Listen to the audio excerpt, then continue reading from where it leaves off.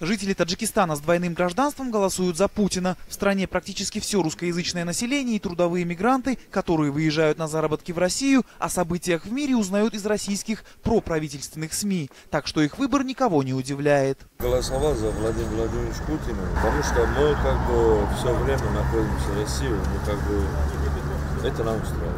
Будущего президента Владимира Владимировича Путина, так как я считаю, за ним будущее. Я голосовал за Путина, потому что не вижу больше никакой альтернативы. Я голосовал за сильного лидера, за Путина Владимира Владимировича, потому что он идет по правильному пути. К тому же, по словам экспертов, таджикистанцы понимают зависимость страны от России в экономическом плане. Практически в каждой семье в сельской местности кто-нибудь выезжает туда на заработки. ГСМ, изделия из металла и тысячи наименований продукции, которую в Таджикистане не производят, тоже идут из России. Я думаю, что это выражение того высокого коэффициента зависимости Таджикистана от России, поскольку каждый на себя чувствует значение участия России в обеспечении жизненных условий народа, то естественно, что они будут голосовать за Путина, поскольку Путин творец российской политики.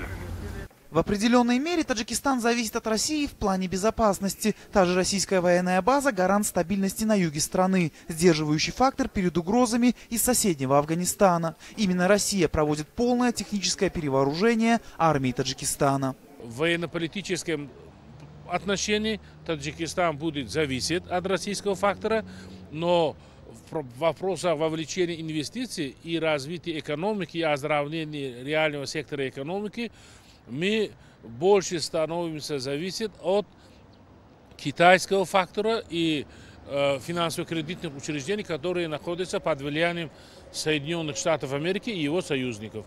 Поэтому с учетом вот этих реальностей, я думаю, стоит новому руководству правительства и других институтов государственной власти пересмотреть свое отношение, если они действительно хотят сохранить свое влияние не только в Таджикистане, но и в центральноазиатском геополитическом пространстве. Президент Таджикистана Эмомали Рахмон солидарен со своим народом и даже немножко больше. Поздравил Владимира Путина дважды – телеграммой и по телефону. Анушер Вонарипов, Насим Исамов. Настоящее время. Азия.